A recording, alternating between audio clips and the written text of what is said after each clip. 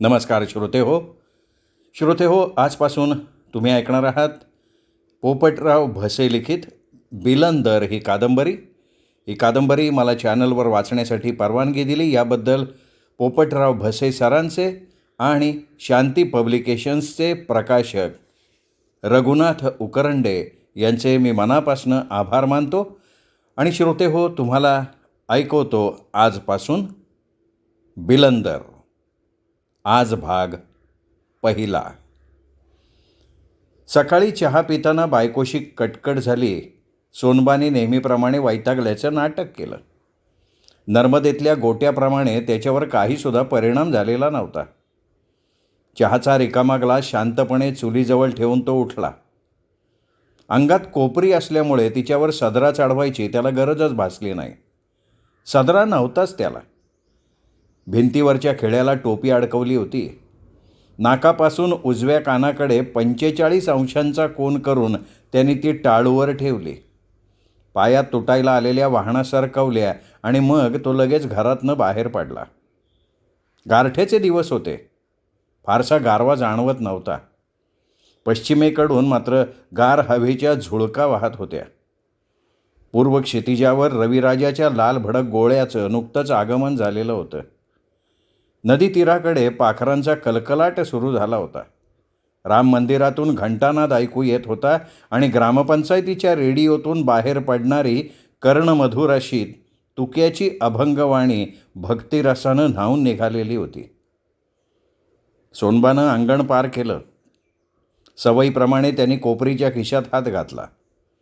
हाताला फक्त 50 पैशांचं एक नाणं आणि एकच बिडी लागली. तो पुटपुटला. आईला फकिस्त एकच बिडी राहिली. रातच्याला तर खिशामध्ये 2 वात्या. कुठे गेली म्हणावं दुसरी? गंगीने लपवली म्हणावं तर. मधली गल्ली आली.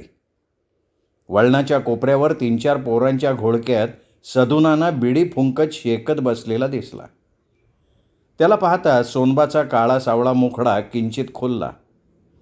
गालावरच्या दाढीची खुंट खाजवत तो शेकोटीजवळ गेला. सदुनानाजवळ बसत म्हणला, काय सदुनाना, लोकांनी गरम होतं या आणि तुम्ही खुशाल या कार्ट्यांबरोबर शेकत बसला या? अरे बाबा, बिडी पेटवाय म्हणून शानी आलो, तसाच बसलो. वाढणार का बिडी? आता वाढणार का म्हणून काय विचारताय? रामपहारी कोण नको म्हणून सांगा. रामपहारी कोणाला हटकू नये तरी विचारतो. इतक्या सकाळी कुठं निघाला? सोनबानं बिडीचा एक झुरका ओढल्यावर सदुनानाने विचारलं, कुठं म्हणजे काय? पोटा पाण्याचा उद्योग नको पगाया. तुमच्यावाने मी थोडाच जमीनदार आहे. जातो मिशावाला वाढ पगत असन. अरे वाईट थांब की मारदा.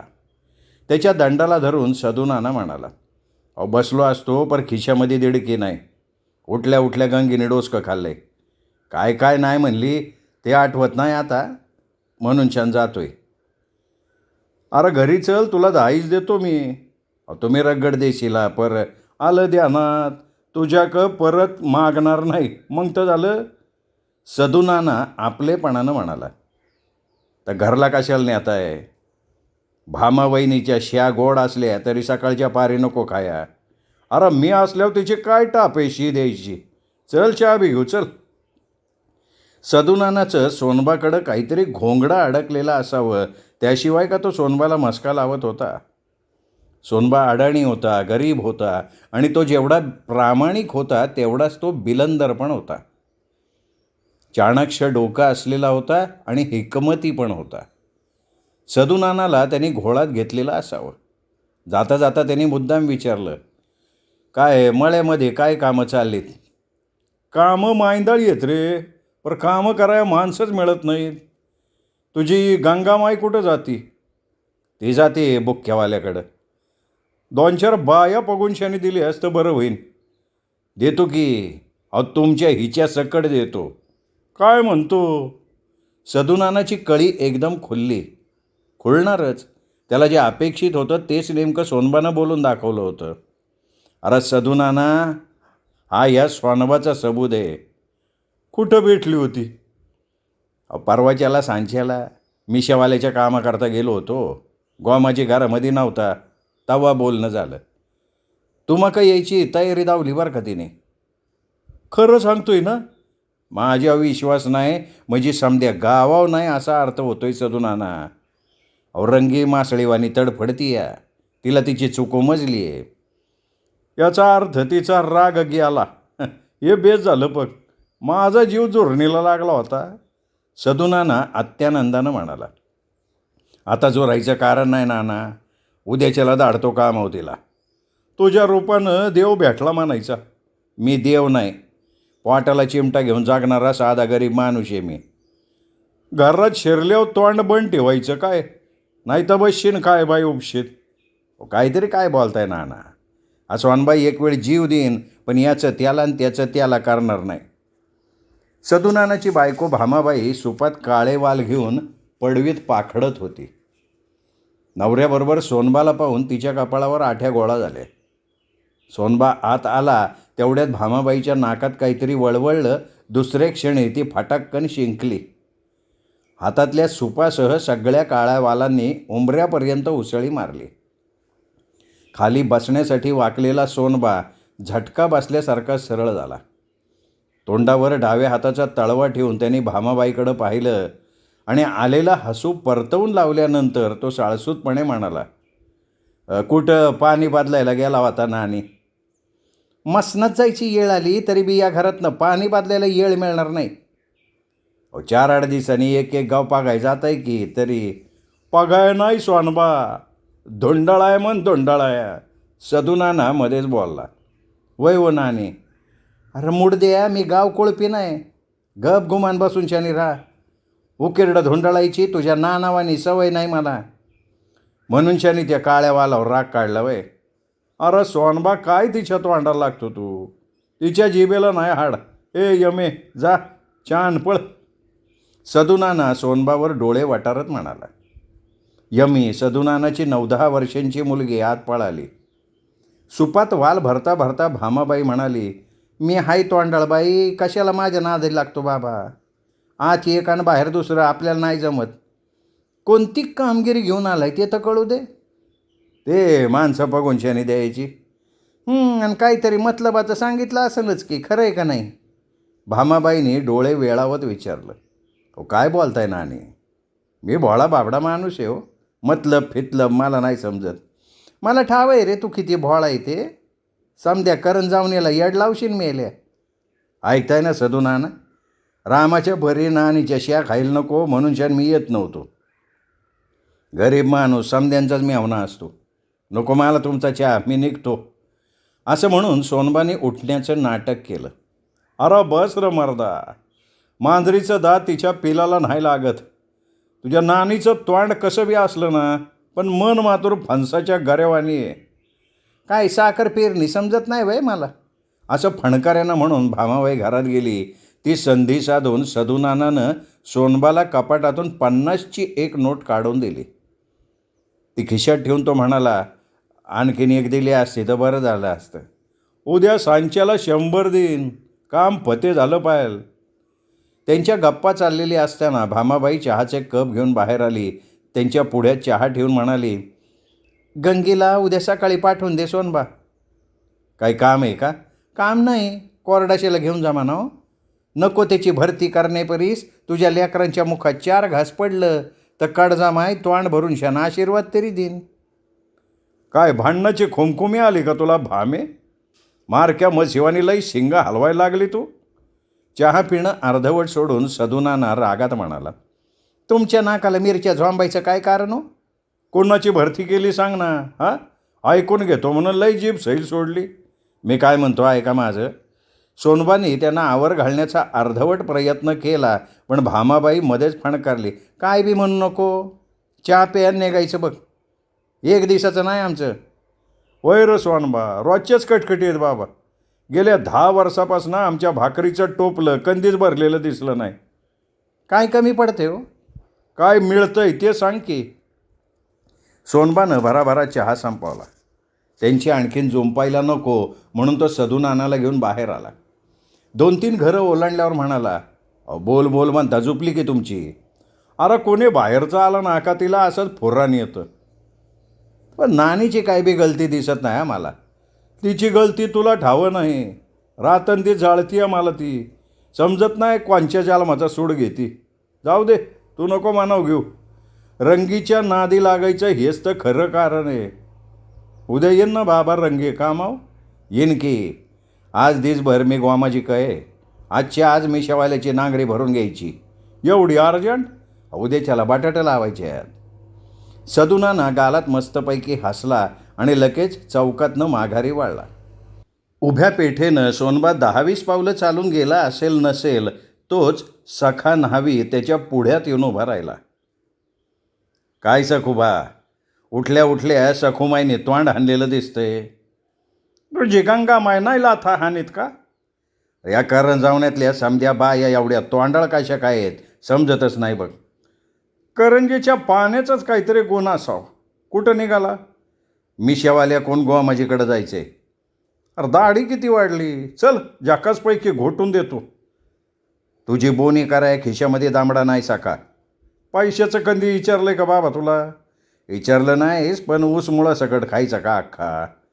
अरे तुझ्याकडं काम आहे, चल रे बाबा. सखा त्याचा हात धरून म्हणाला. अरे पण त्यो मिशावाला भाऊ मारन ना. त्याची काय चाकरी धरली का? धरली नाही, पण त्योच आडी अडचणीला उभं राहतोय. सखानं आपल्या सलूनची केवाडं उघडली.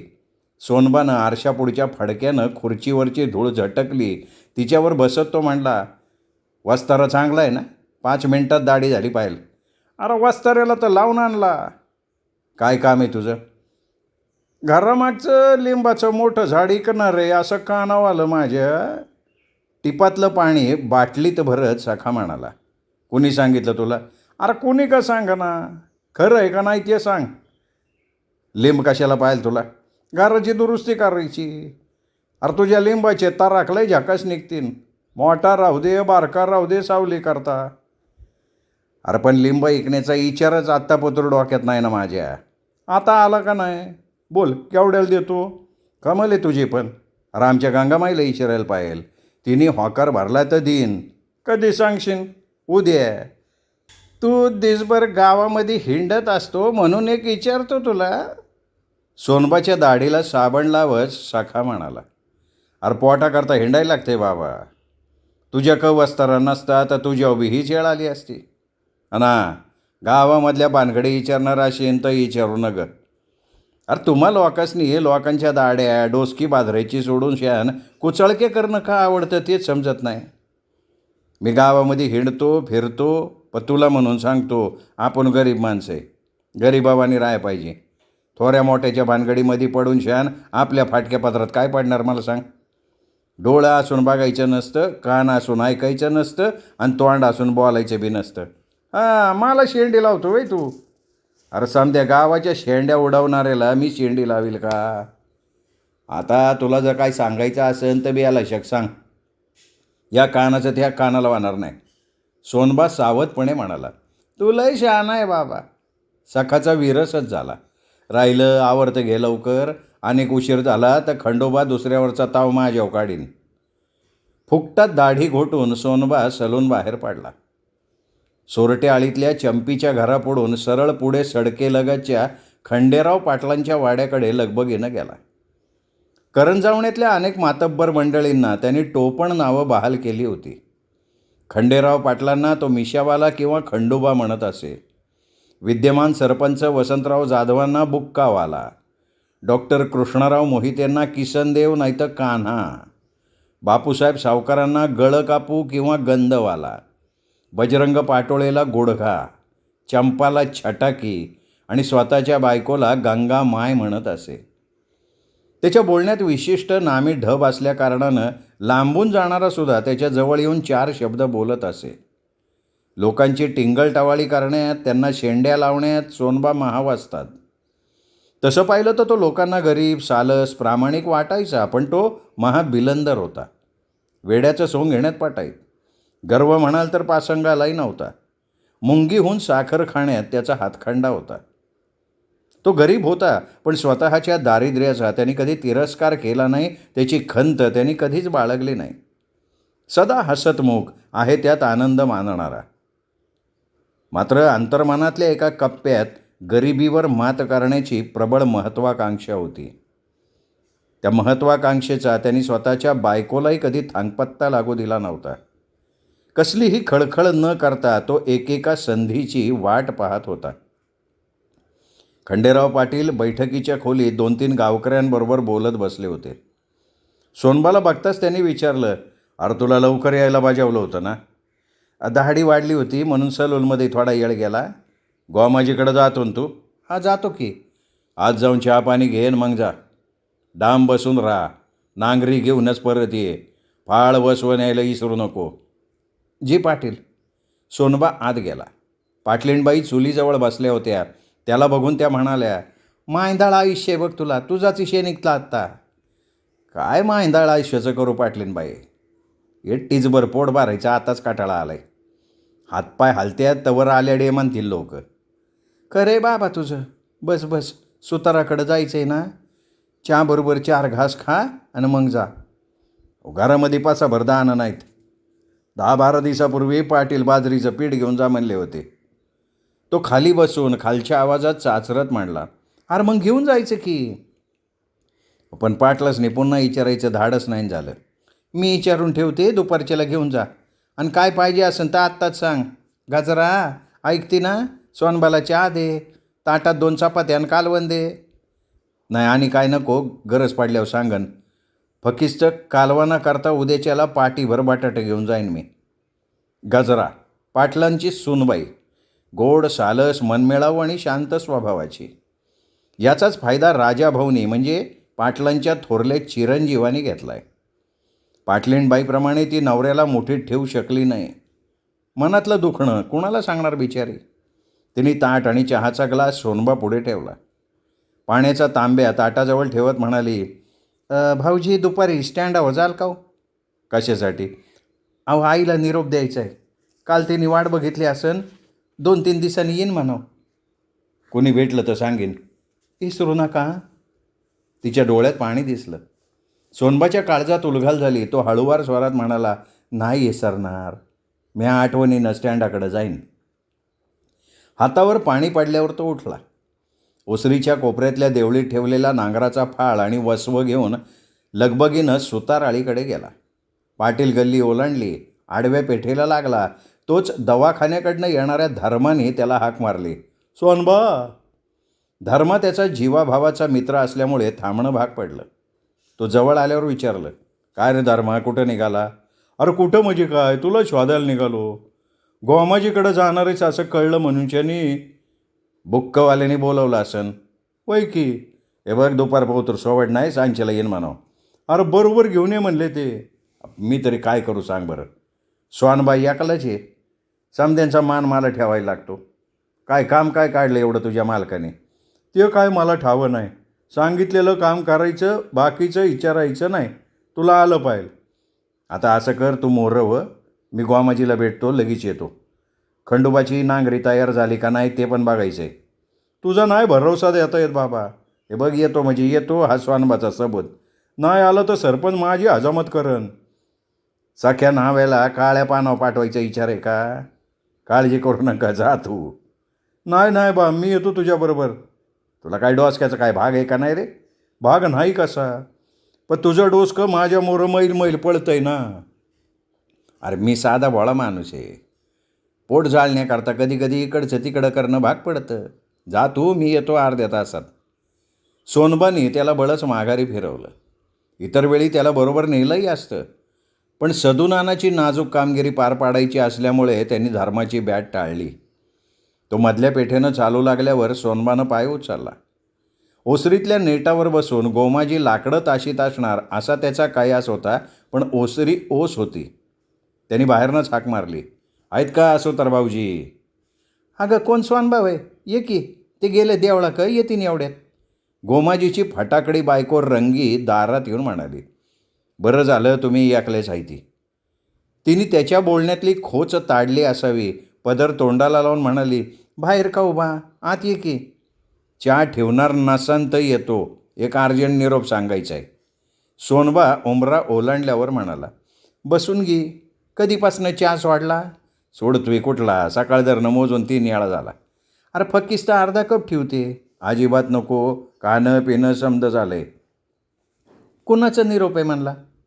तो खाली बसल्यावर तिने आतुरतेनं विचारलं. ओळखलं नाही वे, आचंबाच मानायचा. आता तू सांगितले बिगर, नामनाला त्याला वाया नका घालवू, काय ते पडदिशी सांग, ते आल्यावर नाही सांगता येणार. सदुनाना भेटला होता. काय म्हणलं. तू कामावर जायचं बंद केल्यापासून त्यांना पाण्याचा घोड देखील गोड लागत नाही. फेकू नको काय बाय, खरं ते सांग. तुझा राग नेवला असं मी बोललोय.